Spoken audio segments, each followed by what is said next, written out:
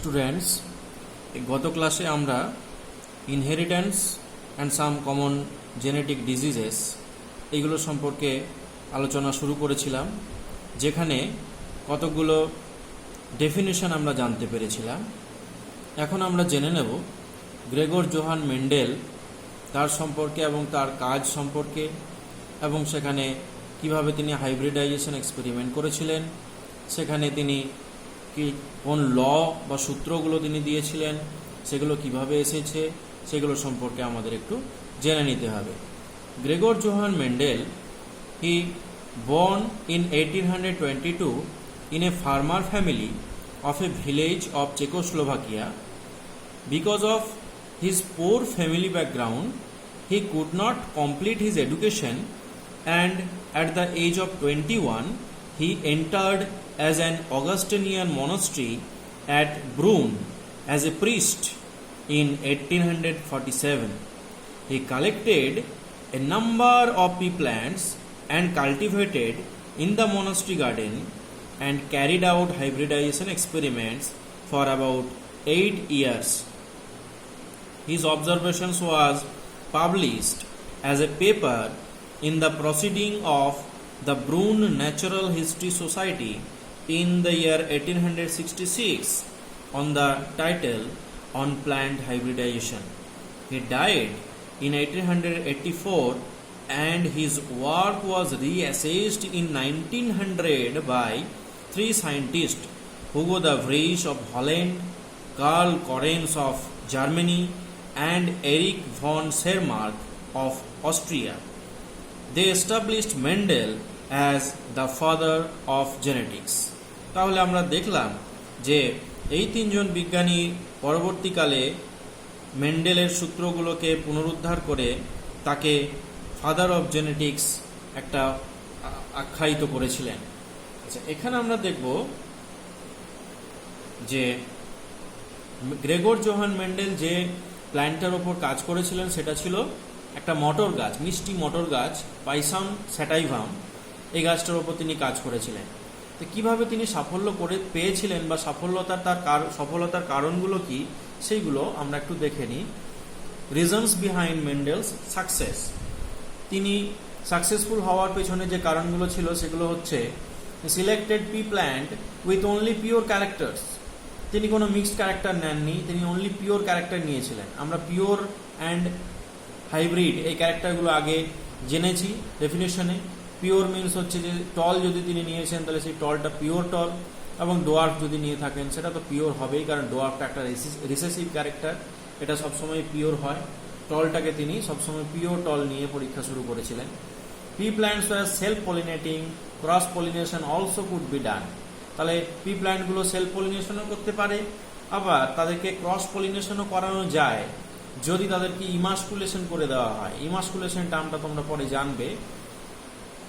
এবং next point হচ্ছে selected on two pairs of characters, selected one or two pairs of character, এখানে one হবে, selected one or two pair of characters. অর্থাৎ তিনি খুব বেশি ক্যারেক্টার নেননি, তিনি এক জোড়া বা দুই জোড়া বৈশিষ্ট্য নিয়েই পরীক্ষা করেছিলেন। সেই জন্য এগুলোকে মনোহাইব্রিড, ডাইহাইব্রিড ক্রস এইভাবে আমরা বলে থাকি। নেক্সট হচ্ছে analysis was done for at least 3 generations. 3টে জেনারেশন পর্যন্ত তিনি অ্যানালিসিসগুলো করেছিলেন। All the plant obtained in F2 and F3 generation were fertile. অর্থাৎ F2 এবং F3 জেনারেশনের যে প্ল্যান্টগুলো পাওয়া গেছিল সেগুলো সবাই ছিল ফার্টাইল, মানে পরবর্তী নেক্সট জেনারেশন আবার তৈরি করা যেত সেগুলো থেকে। এবার আমরা দেখব যে কেন মেন্ডেল শুধুমাত্র এত গাছ ছেড়ে কেন পি প্ল্যান্টকে তিনি নিয়েছিলেন সেটা একটু দেখে নিই। পি প্ল্যান্ট 3 মাসের মধ্যে তার লাইফ সাইকেলটা কমপ্লিট করে নিতে পারে। Pea plants are annual plants with short lifespan and gives result within 3 months. 3 মাসের মধ্যে আমরা কোনো একটা এক্সপেরিমেন্টের রেজাল্ট পাই।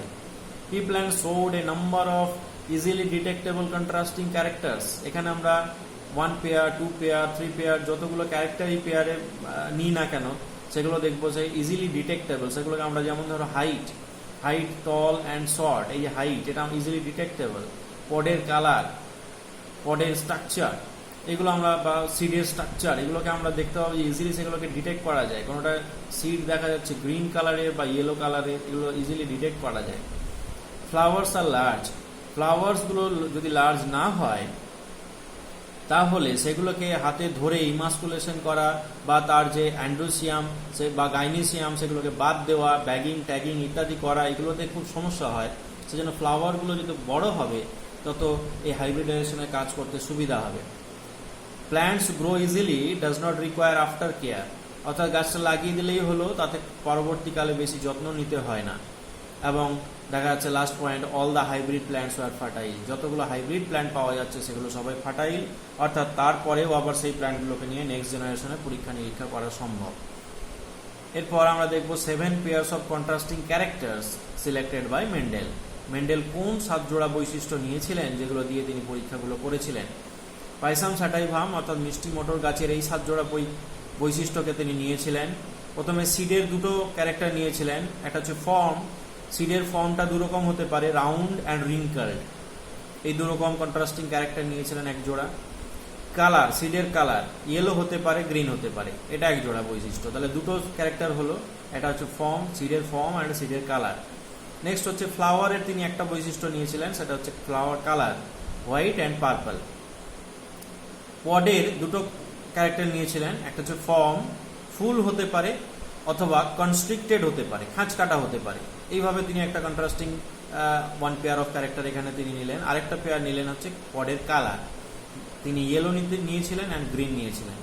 আচ্ছা, স্টেমের হাইট, এটা আমরা দেখে নেব। হাইটটাও আমরা দেখবো যে লং শর্ট যেমন নিয়েছেন তেমনি আবার স্টেমের যে প্লেস সেটাও দেখবো যে axial pods, flowers along and terminal pods, flower stop, এইভাবে তিনি একটা ক্যারেক্টার তিনি নিয়েছিলেন। এইভাবে 7 পেয়ার্স অফ ক্যারেক্টার্স তিনি নিয়েছিলেন।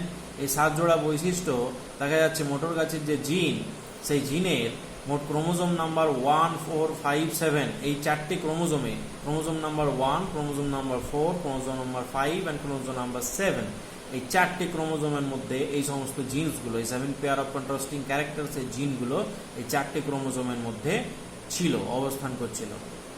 নেক্সট আমরা দেখব মেন্ডেলস এক্সপেরিমেন্টস অ্যান্ড লস, কতগুলো সূত্র তিনি দিয়েছিলেন এক্সপেরিমেন্টের মাধ্যমে, সেগুলো একটু দেখে নিই। দু প্রকারের ক্রস আমরা এখানে জেনারেলি দেখতে পাবো। One is monohybrid cross, another is dihybrid cross.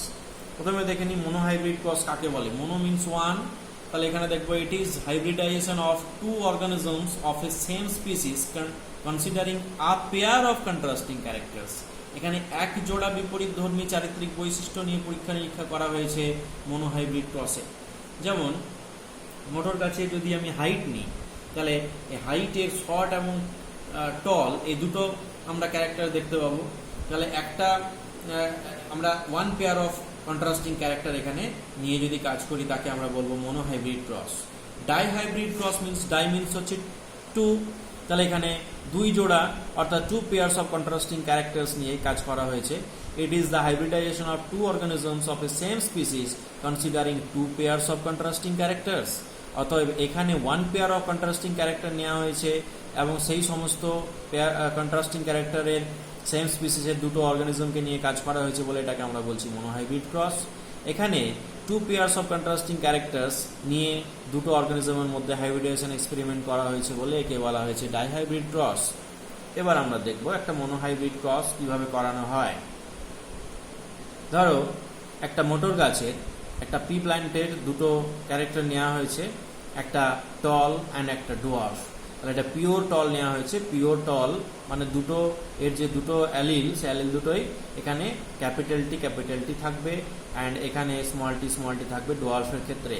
এবারে আমরা যদি দেখি যে এটা যদি প্যারেন্টাল জেনারেশন হয়, অর্থাৎ এটা এখান থেকে যদি আমি ক্রসটা শুরু করি, তাহলে এদের মধ্যে ক্রস পলিনেশন করানোর ফলে ফার্স্ট ফিলিয়াল জেনারেশনে যতগুলো হাইব্রিড প্ল্যান্ট তৈরি হবে, হাইব্রিডাইজেশন করানোর পরে যতগুলো প্ল্যান্ট তৈরি হবে সেগুলো সবগুলোই হবে হাইব্রিড টল প্ল্যান্ট। এই টলটা কেমন প্ল্যান্ট না হাইব্রিড টল। আমরা এখানে জিনোটাইপিক ক্যারেক্টার দেখতে পাচ্ছি যে capital T and small tea, তাহলে এই ধরনের টলটাকে আমরা বলবো হাইব্রিড টল। যেহেতু এখান থেকে একটা গ্যামেট ক্যাপিটাল টি, এখান থেকে একটা গ্যামেট স্মল টি, এই দুটো নিয়ে হাইব্রিড টল তৈরি হয়েছে। যতগুলো গাছ তৈরি হবে, একটাই ধরনের তৈরি হবে হাইব্রিড টল ধরনের যতগুলো গাছ তৈরি হবে সবগুলো। ফার্স্ট ফিলিয়াল জেনারেশনে যে গাছগুলো পাওয়া গেল সেইগুলোকে যদি নিজেদের মধ্যে সেলফ পলিনেশন করানো হয়, অর্থাৎ এইরকম দুটো গাছের মধ্যে যদি সেলফ পলিনেশন করানো হয়, তাহলে দেখবো নেক্সট সেকেন্ড ফিলিয়াল জেনারেশনে F2 জেনারেশনে যে যতগুলো প্ল্যান্ট পাওয়া যাবে সেগুলোর মধ্যে অর্থাৎ 75% আমি টল পাবো আর 25% আমি ডোয়ার্ফ পাবো, অর্থাৎ 3/4 পাওয়া যাবে টল অ্যান্ড 1/4 পাওয়া যাবে ডোয়ার্ফ। এই টলগুলোর মধ্যে যদি আমি জিনোটিপিক ভেরিয়েশন দেখি, কিভাবে তারা জিনোটাইপিক রেশিওতে থাকে সেটা যদি দেখি, তাহলে দেখবো যে পিওর টল অর্থাৎ ক্যাপিটাল টি এটা হচ্ছে 25%, ক্যাপিটাল টি স্মল টি অর্থাৎ যাকে বলবো আমরা হাইব্রিড টল সেটা হবে 50% plants and 25% plants would be dwarf plant. এইভাবে আমরা দেখবো F2 জেনারেশনে এই ধরনের আমরা ক্রসিং দেখতে পাবো। আমরা যদি এটাকে চেকার বোর্ডের মাধ্যমে বা পানেট স্কোয়ারের মাধ্যমে দেখে নিই, তাহলে আমরা দেখতে পাবো, নেক্সট আমরা দেখাচ্ছি।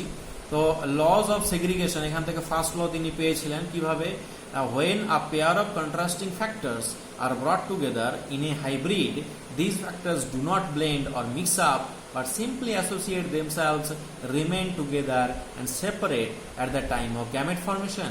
আমরা এখানে যদি দেখে নিই, আমরা যদি এখানে দেখি যে এই যে ক্যারেক্টারটা, এই যে এখানে ডোয়ার্ফনেসের যে ক্যারেক্টারটা আছে, এখানে দেখো ডোয়ার্ফনেসটা এখানে প্রকাশ পায়নি, কিন্তু এই ডোয়ার্ফনেসের জিনটা কিন্তু এর মধ্যে থেকে গেছে। যদিও এখানে ফিনোটিপিক্যালি আমরা দেখতে পাবো যে ডোয়ার্ফনেসটা নেই, যতগুলো প্ল্যান্ট আমরা এখানে পেয়েছি সবগুলোই হচ্ছে টল, হাইব্রিড টল, কিন্তু এখানে এই ডোয়ার্ফনেসের জন্য যে দায়ী যে জিনের যে অ্যালিলটা, সে স্মল টিটা এখানে কিন্তু থেকে গেছে, ক্যাপিটাল টি স্মল টির সঙ্গে স্মল টিটা থেকে গেছে, যেটা নেক্সট টাইম যখন গ্যামেট ফর্মেশন হয়েছে, সে গ্যামেট ফর্মেশনের সময় তারা সেপারেট হয়েছে এবং সেপারেট হওয়ার পরে তারা আবার দেখা যাচ্ছে যে নেক্সট জেনারেশনে সেটা প্রকাশিতও হয়েছে, অর্থাৎ তারা এক্সপ্রেস করেছে। এখানে ডোয়ার্ফের ক্ষেত্রে দেখো দুটো স্মল টি এক্সপ্রেস করেছে, তাহলে সেই জন্য এখানে বলা হয়েছে যে they do not blend or mixed up but simply associate themselves, remain together and separate at the time of gamete formation. অর্থাৎ এখানে গ্যামেট ফর্মেশনের সময় এটা সেপারেট হয়ে গেছে, তারা শুধুমাত্র এখানে অ্যাটাচড অবস্থায় ছিল, রিমেন টুগেদার অবস্থায় ছিল, কিন্তু তারা পরবর্তীকালে সেটা আলাদা হয়ে গেছে। নেক্সট আমরা দেখি ডাইহাইব্রিড ক্রস কাকে বলে। তাহলে এখানে two contrasting pairs of characters নিয়ে এখানে আমরা ক্রসিংটা করাবো, পরীক্ষাটা করব। তাহলে এখানে দুটো ক্যারেক্টার আলাদা আলাদাভাবে নেওয়া হচ্ছে, কন্ট্রাস্টিং ক্যারেক্টার। যেমন প্যারেন্টের মধ্যে আমি রাউন্ড ইয়েলো রাউন্ড একটা সিড নিলাম, তাহলে yellow colour and round set, এই ধরনের একটা সিড নিলাম যেটা পিওর, অর্থাৎ ক্যাপিটাল ওয়াইটা যদি ইয়েলো এর জন্য দায়ী অ্যালিল হয়, তাহলে স্মল ওয়াইটা হবে গ্রিনের জন্য। তাহলে আমি এখানে দুটোই ক্যাপিটাল ওয়াই নিয়েছি, তার মানে এটা পিওর ইয়েলো কালারের একটা সিড। আবার যদি আমরা দেখি যে এটা রাউন্ড নাকি রিঙ্কেলড, তার মধ্যে দেখবো এটা রাউন্ড। কেমন রাউন্ড? না পিওর রাউন্ড, ওই জন্য ক্যাপিটাল আর নিয়েছি, অর্থাৎ আর দুটো কপি ক্যাপিটাল আছে।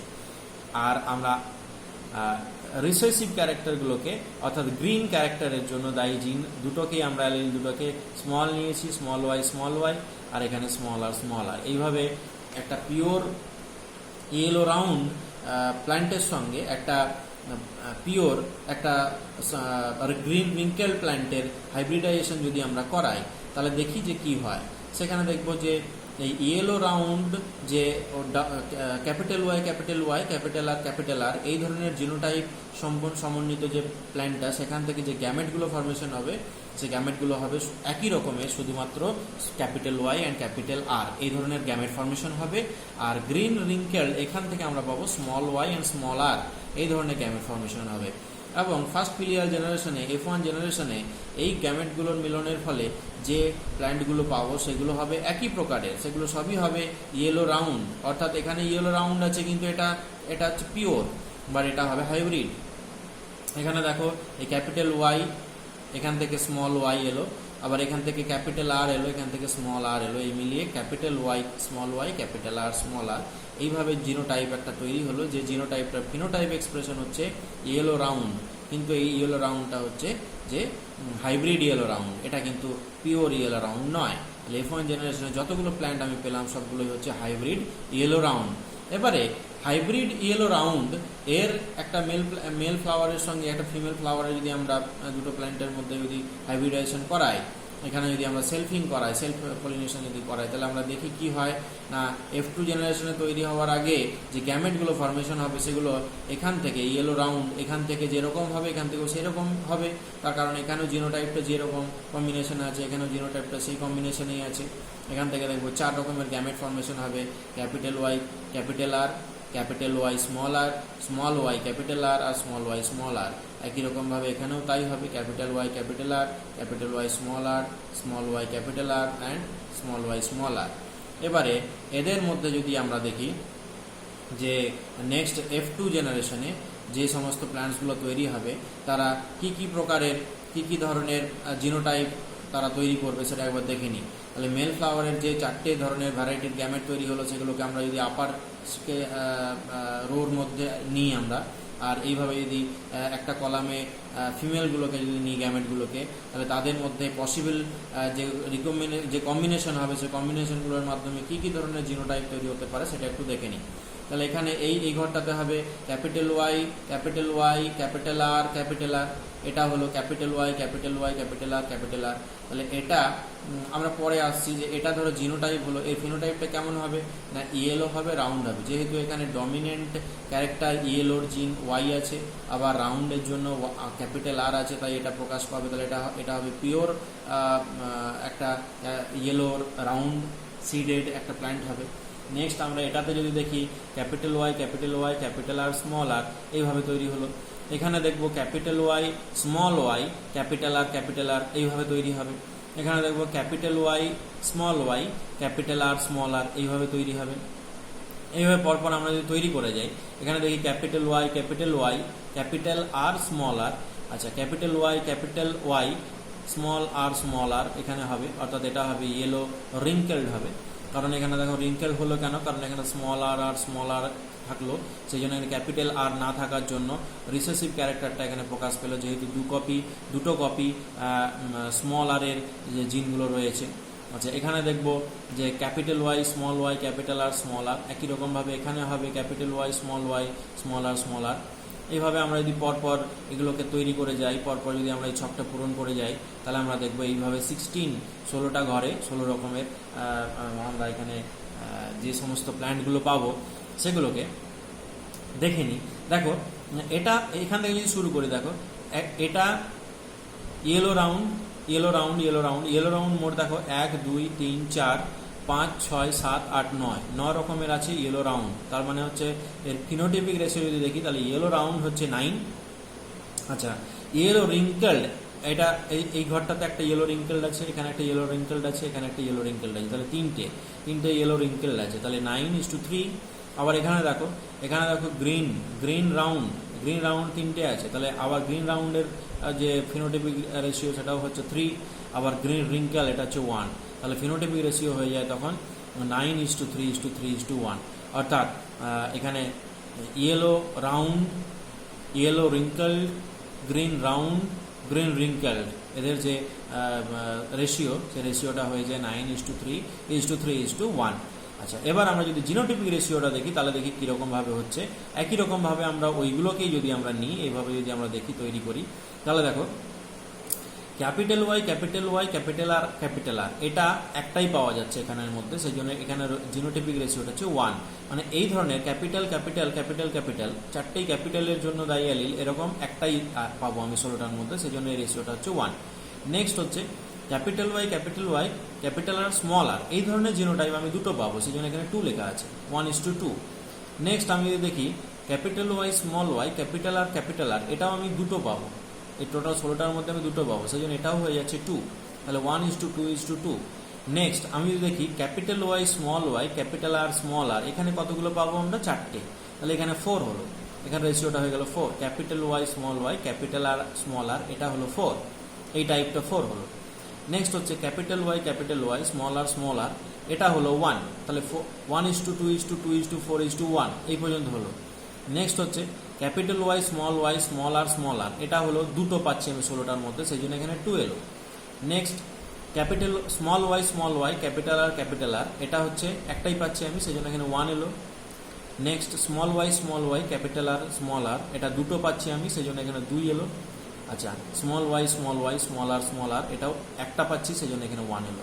তাহলে জিনোটাইপিক রেশিও ডাইহাইব্রিড ক্রসে জিনোটাইপিক রেশিও হয়ে যায় 1:2, 2:4, 1:2, 1:1, এটা হয়ে যায় যে ডাইহাইব্রিড ক্রসে জিনোটাইপিক রেশিও।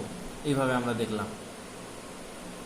নেক্সট, এখান থেকে এই ডাইহাইব্রিড ক্রস থেকে আমরা দেখবো একটা ল পাওয়া যায়, সেটাকে বলছে ল অফ ইন্ডিপেন্ডেন্ট অ্যাসর্টমেন্ট। এটা হচ্ছে মেন্ডেলের সেকেন্ড ল।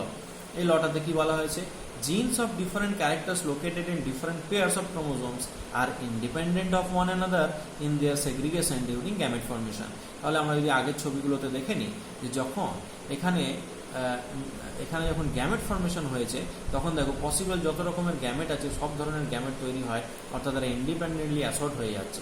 সেই জন্য এই ধরনের এই লটাকে বলা হয় independent assortment law, law of independent assortment. Next আমরা আসছি টেস্ট ক্রস। আমরা একটু আগে দেখলাম যে F1 জেনারেশনে যে টল প্ল্যান্টগুলো পাওয়া গেল, সেই টল প্ল্যান্টগুলো কীরকম টল হতে পারে, সেগুলো কি হাইব্রিড টল হবে নাকি পিওর টল হবে, সেটা আমরা জানবো কি করে? না, জানার জন্য একটা ক্রস করানো হয়। That cross is called test cross. A cross between the member of the filial generation that is unknown, অর্থাৎ ফার্স্ট ফিলিয়াল জেনারেশন হতে পারে, সেকেন্ড ফিলিয়াল জেনারেশন হতে পারে, যাই হোক না কেন আমি যদি তাকে টেস্ট করতে চাই, and the recessive variety parental organism is called the test cross. সেই আননোন যে জেনারেশনটা, সেই জেনারেশনের যে জিনোটাইপ, তার সঙ্গে রিসেসিভ ভ্যারাইটির যে প্যারেন্টাল অর্গানিজম, তার সঙ্গে যে ক্রস করানো হয় তাকে বলা হচ্ছে টেস্ট ক্রস। যেমন টল যদি হয়, সেই টলটা কেমন টল, ক্যাপিটাল টি স্মল টি, অর্থাৎ এটা হাইব্রিড টল নাকি পিওর টল, সেটাকে জানার জন্য যদি আমরা ক্রস করাই, তাহলে আমরা দেখব যে ধরো এটা একটা আননোন জিনোটাইপের প্ল্যান্ট। এই প্ল্যান্টটার সঙ্গে আমি কি বলেছি এখানে, রিসেসিভ ভ্যারাইটি প্ল্যান্ট, অর্থাৎ স্মল টি এর সঙ্গে আমি ক্রস করাবো। ক্রস করানোর পর আমি যদি দেখি যেখানে ক্যাপিটাল টি স্মল টি ধরনের 50% প্ল্যান্ট পাচ্ছি, অর্থাৎ আমি এখানে টল প্ল্যান্ট পেলাম 50% আর ডোয়ার্ফ প্ল্যান্ট পেলাম 50%, তার মানে বোঝা যাচ্ছে কি যে এটা হচ্ছে অর্থাৎ যেটা কোশ্চেন মার্ক আছে, এটা হচ্ছে ক্যাপিটাল টি স্মল টি, অর্থাৎ এটা হচ্ছে একটা হাইব্রিড টল প্ল্যান্ট। কারণ হাইব্রিড যদি না হতো, এখানে যদি স্মল টি না থাকতো, তাহলে এখানে কখনোই ডোয়ার্ফনেসের জিন আসতে পারতো না, অর্থাৎ এটা কখনো এক্সপ্রেস করতো না। তাহলে এটা যেহেতু এক্সপ্রেস করেছে, অর্থাৎ ডোয়ার্ফনেস পরবর্তী নেক্সট জেনারেশনে যদি আমি টেস্ট ক্রসের পরে আমি এইভাবে ডোয়ার্ফ প্ল্যান্ট পেয়ে থাকি, তার মানে বুঝবো যে এই টলটা কীরকম টল ছিল, এই টলটা ছিল হাইব্রিড টল।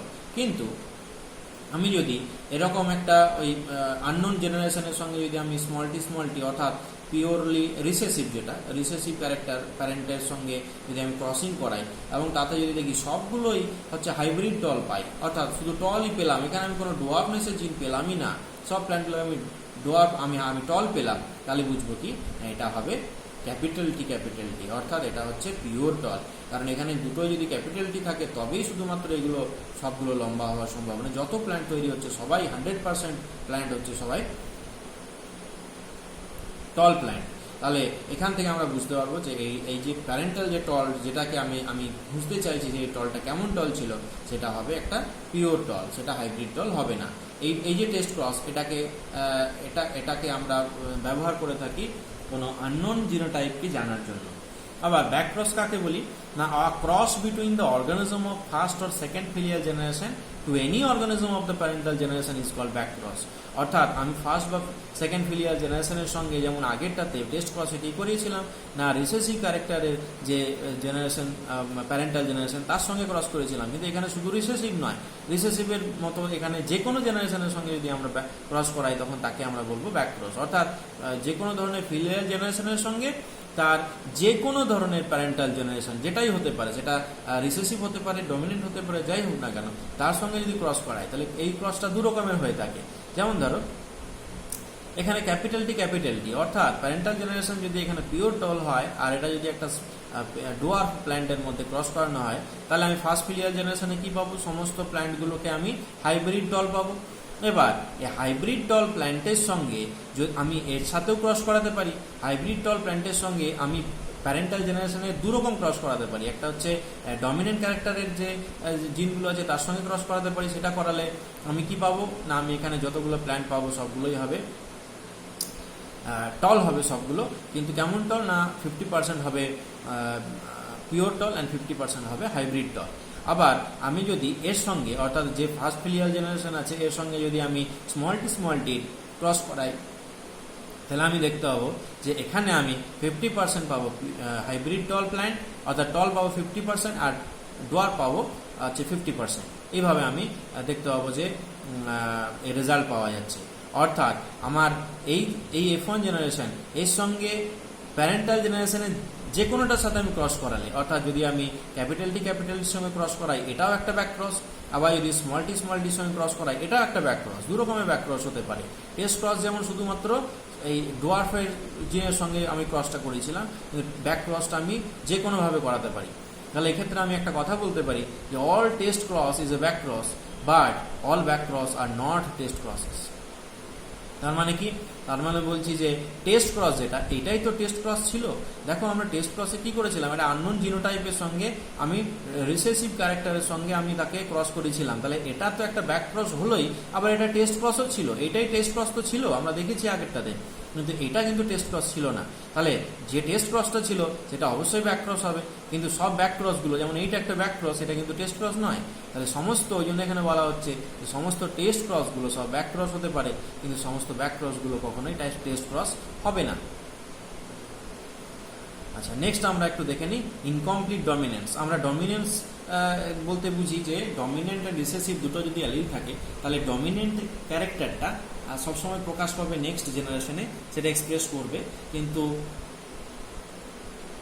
রিসেসিভ ক্যারেক্টার সেটা কিন্তু এক্সপ্রেস করবে না। সেটা কখন এক্সপ্রেস করবে না, দুটো জিনই যদি, অর্থাৎ দুটো অ্যালিলই যদি রিসেসিভ কন্ডিশনে থাকে, তখনই শুধুমাত্র তারা এক্সপ্রেস করবে। তো এই ইনকমপ্লিট ডমিনেন্স যেটা, এটা প্রথম 1903-তে কার্ল করেন্টস প্রথম এটাকে ব্যাখ্যা করেছিলেন। দুটো প্ল্যান্টের ওপর এটা ব্যাখ্যা করা হয়। একটা হচ্ছে মিরাবিলিস জালাপা, যেটাকে 4 o'clock প্ল্যান্ট বলা হয়, আর একটা স্ন্যাপড্রাগন প্ল্যান্ট, যেটা অ্যান্টেরিনাম ম্যাজাস, এই প্ল্যান্টের ওপরে এই পরীক্ষাটা করা হয়। এখানে কি হয় না, F1 হাইব্রিড, যে F1 হাইব্রিডগুলো তৈরি হবে, that F1 hybrid exhibit characters intermediate of the parental generation. তাহলে এখানে দেখো যে একটা লাল ফুলের সঙ্গে যদি সাদা ফুলের যদি আমি ক্রস করাই, লাল ফুলের গাছের সঙ্গে সাদা ফুলের গাছে ক্রস করাই, তাহলে আমি দেখবো যে F1 জেনারেশনে সাদা এটা যদি রিসেসিভ ক্যারেক্টার হয়, আর এটা যদি ডমিনেন্ট ক্যারেক্টার হয়, রেডটা যদি ডমিনেন্ট ক্যারেক্টার হয়, তাহলে এক্ষেত্রে F1 জেনারেশনে ডমিনেন্টটাই প্রকাশ পাওয়ার কথা ছিল, অর্থাৎ এটা রেড হওয়ার কথা ছিল, বাট এখানে দেখবো পিঙ্ক হচ্ছে। অর্থাৎ ডমিনেন্সটা ঠিক মতো সে প্রকাশ করতে পারছে না। এই ঘটনাটাকে আমরা বলবো ইনকমপ্লিট ডমিনেন্স। অর্থাৎ ডমিনেন্ট যে জিন, সেই জিনটা রিসেসিভ জিনের উপস্থিতিতে নিজেকে টোটালি সে এক্সপ্রেস করতে পারছে না, কিছুটা পরিমাণ আনএক্সপ্রেসড অবস্থায় থেকে যাচ্ছে, এটাকে বলা হচ্ছে ইনকমপ্লিট ডমিনেন্স। ছবিটা একবার দেখে নিই আমরা। ধরো এটা একটা রেড প্ল্যান্টের একটা সঙ্গে আমরা হোয়াইট প্ল্যান্টের প্রথম প্যারেন্টাল জেনারেশনে আমরা ক্রস করাবো। তো ক্রস করালে আমরা এখান থেকে আমরা যে গ্যামেটগুলো পাবো, এটা এক ধরনেরই পাবো, স্মল আর, ক্যাপিটাল আর, আর এখান থেকে পাবো স্মল আর। দিয়ে F1 জেনারেশনের যে প্ল্যান্টগুলো তৈরি হবে সেগুলো হবে ক্যাপিটাল আর, স্মল আর। যত প্ল্যান্ট তৈরি হবে সবগুলোই কেমন হবে, ক্যাপিটাল আর, স্মল আর। তাহলে এখানে দুটো জিন আছে, ক্যাপিটাল আর এর অ্যালিল আছে আর স্মল আর এর অ্যালিল আছে। তাহলে এক্ষেত্রে ক্যাপিটাল আরটা যদি ডমিনেন্ট হয়, অর্থাৎ রেডটা যদি ডমিনেন্ট হয়, তাহলে এখানে সমস্ত গাছগুলো কি হওয়ার কথা ছিল না, হাইব্রিড রেড হওয়ার কথা ছিল, অর্থাৎ রেড কালারের হওয়ার কথা ছিল, কিন্তু দেখা গেল রেডটা এখানে এক্সপ্রেস করেনি, তার পরিবর্তে হয়ে গেছে পিঙ্ক। তাহলে এখানে পিঙ্ক হওয়ার কারণ হচ্ছে যে রেড এই কালারটা ঠিক মতো এখানে এক্সপ্রেস করতে পারলো না হোয়াইটের এই জিনটা থাকার জন্য, এই জন্য আমরা এটাকে বলছি ইনকমপ্লিট ডমিনেন্স। সেটা আমরা আবার নেক্সট জেনারেশনে যদি এর সঙ্গে এই একই রকমের পিঙ্কের সঙ্গে আবার একটা পিঙ্ক ধরনের প্ল্যান্টে যদি আমরা ক্রস করাই, তাহলে আমরা দেখতে পাবো যে রেড পাওয়া যাচ্ছে 25% প্ল্যান্টে, 50% প্ল্যান্ট হচ্ছে পিঙ্ক টাইপের, আর 25% প্ল্যান্ট হচ্ছে হোয়াইট টাইপের। অর্থাৎ এই যে হোয়াইট, সেটা আবার ফিরে পেয়েছি আমরা এখানে, কিন্তু এই পিঙ্ক থেকে হোয়াইট কিভাবে আমরা ফিরে পেলাম, এটা ইনকমপ্লিট ডমিনেন্সের জন্য হয়েছে। এখানে কিন্তু হওয়ার কথা ছিল রেড, কিন্তু এই রেডটা এখানে প্রকাশিত হতে পারেনি, এক্সপ্রেস করেছে পিঙ্ক কালার। অর্থাৎ রেডটা পুরোপুরি কমপ্লিটলি সে এক্সপ্রেস করতে পারেনি in the presence of this white coloured allele. So এই ঘটনাটাকে আমরা বলছি ইনকমপ্লিট ডমিনেন্স। আজকে এই পর্যন্ত, নেক্সট দিন আমরা আবার অন্য কিছু আলোচনা করব। Thank you.